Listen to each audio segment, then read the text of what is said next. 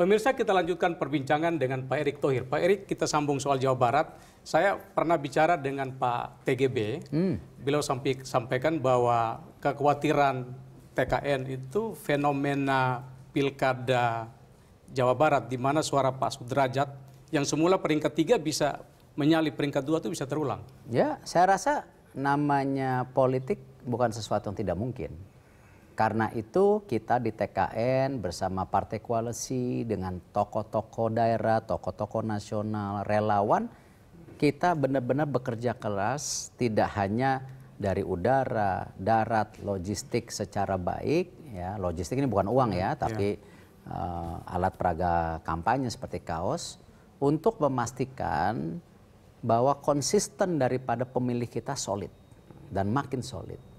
Dan Jawa Barat tempat yang memang penduduknya sangat besar, tapi insya Allah kita yakini di Jawa Barat kita tidak seperti 2014, bahkan bisa mungkin 50-50, bahkan bisa menang. Bisa menang ya. Sudah ada survei terakhir? Ya seperti itu. Kalau ini Indopolling survei terakhir itu malah Pak Jokowi unggul 41 lawan 36 atau 35. Saya tidak mau bicara itu karena masih 47 hari.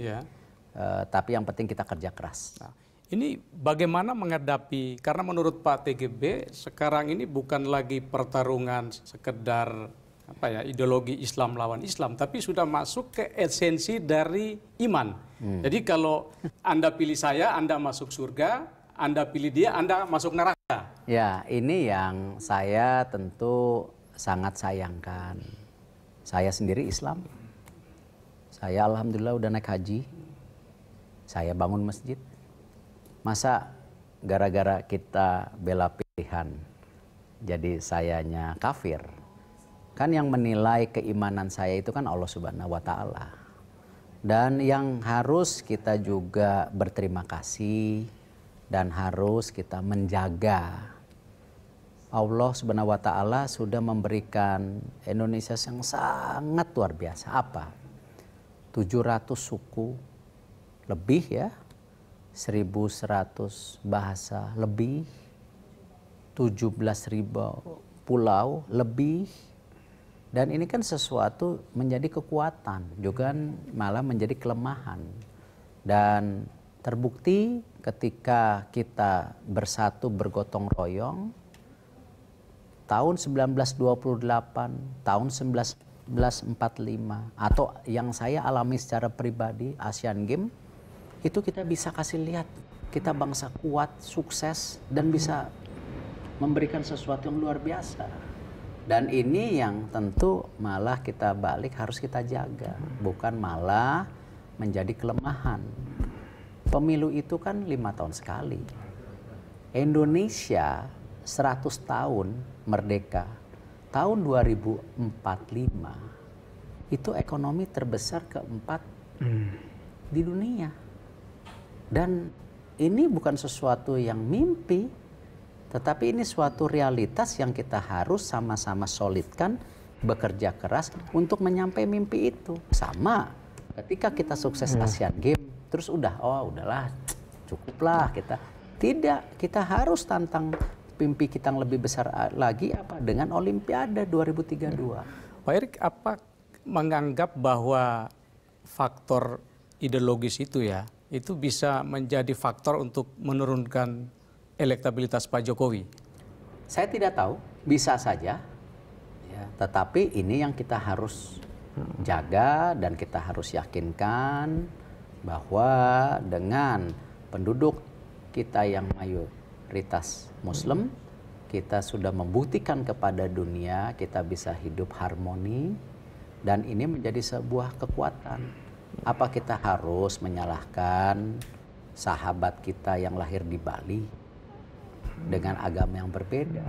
Atau kita menyalahkan teman-teman kita yang di Kalimantan suku Dayak yang agama berbeda? Kan tidak. Itu justru merupakan anugerah dan merupakan amanah yang kita harus jaga.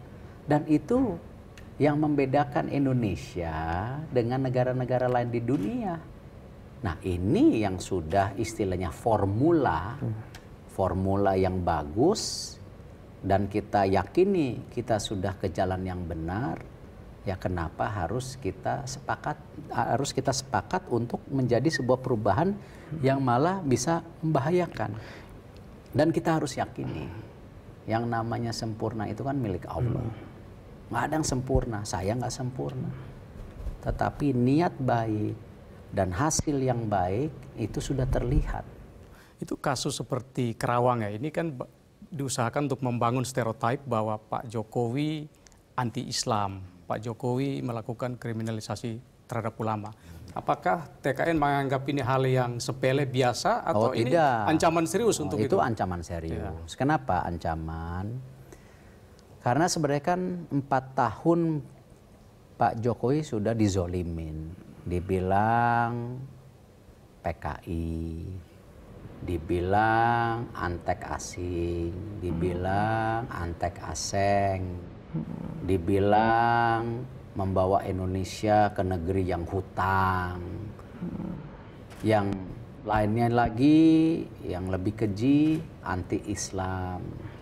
Nah, hal-hal ini ya harus kita sampaikan dengan fakta dan data bahwa itu tidak benar.